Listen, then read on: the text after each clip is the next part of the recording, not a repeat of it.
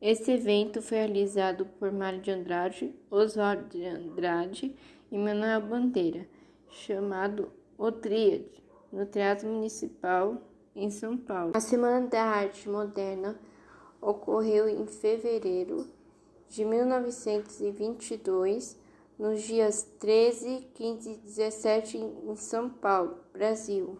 O teatro era o celeiro dos parnasianos tradicionais e eles tiveram a coragem de apresentar um modelo totalmente oposto ao deles. Suas artes eram descontraídas, livres das regras impostas e criativas. Não foi fácil, eles foram corajosos, pois receberam muitas vaias e desaprovações.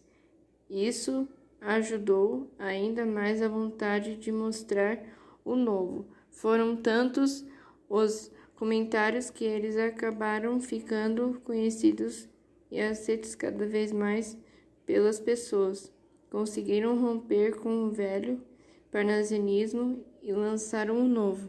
Se não fosse pelo arrojamento do tríade modernista, talvez nossas letras ainda estivessem sob o domínio dos moldes clássicos e dos padrões europeus.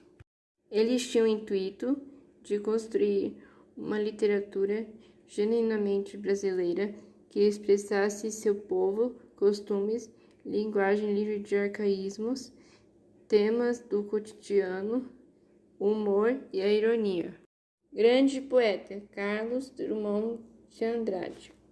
Fina ironia, humor e uma interessante relação dialógica com poemas clássicos de nossa literatura.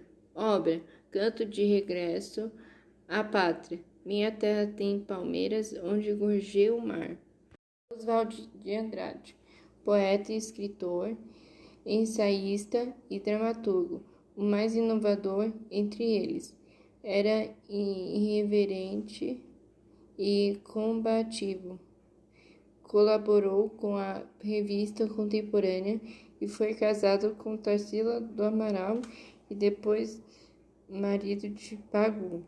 Mário de Andrade, poeta, romancista, musicólogo, historiador de cult, crítico e fotógrafo brasileiro. Nasceu em São Paulo de 1993 a 1945. Praticamente criou a literatura brasileira com a publicação de Paulicéia Desvairada. Manuel Bandeira, poema Os Sapos, foi o abre-alas da Semana da Arte Moderna.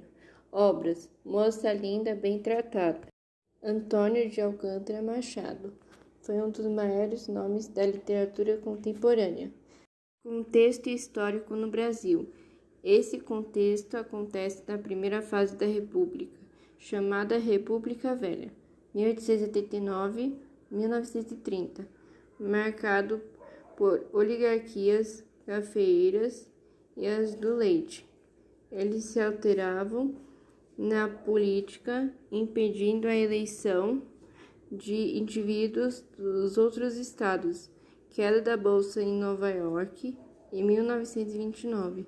Teve uma crise mundial refletindo em todas as sociedades, inclusive no Brasil, que exportava e vivia do café. Contexto histórico. Essa geração surge num contexto social e político complicado, logo após a crise de Nova York, que impactou todo o mundo, que ficou mergulhado numa crise econômica, social e política. É aí que acontece a segunda geração. Principais características: influência do realismo e romantismo, nacionalismo, universalismo e regionalismo, realidade social, cultural e econômica, influência da psicanálise de Freud, temática cotidiana e linguagem coloquial, uso de versos livres e brancos. Para alguns estudiosos dessa geração, esse período foi muito fértil para a literatura brasileira. Essa fase veio fazer uma maturação e concretizar, afirmando os novos valores modernos. Temas nacionais, sociais e históricos foram os preferidos pelos escritores dessa fase. Segunda geração.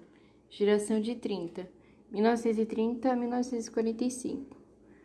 A segunda geração vem reafirmar tudo o que a primeira trouxe, consolidar as ideias modernas. Marcos iniciais. Na poesia, publicação do livro Alguma Poesia, 1930, de Carlos Drummond de Andrade. Na prosa, publicação do livro A Bagaceira, 1928, de José Américo de Almeida. Aumento do desemprego, fome, miséria, falência, Revolução de 30, golpe de Estado no Brasil, início da Era Vargas e fim das oligarquias. Prosa de 30, foco na prosa de ficção, romances regionalistas e urbanos, prosa que se aproxima da linguagem coloquial e regional, mostra a realidade tanto do campo como da cidade. Principais autores: prosa, José Américo de Almeida, Graciliano Ramos, Jorge Amado, Raquel de Queiroz, José Lins do Rego. O modernismo trouxe várias mudanças positivas, inclusive a valorização da nossa cultura.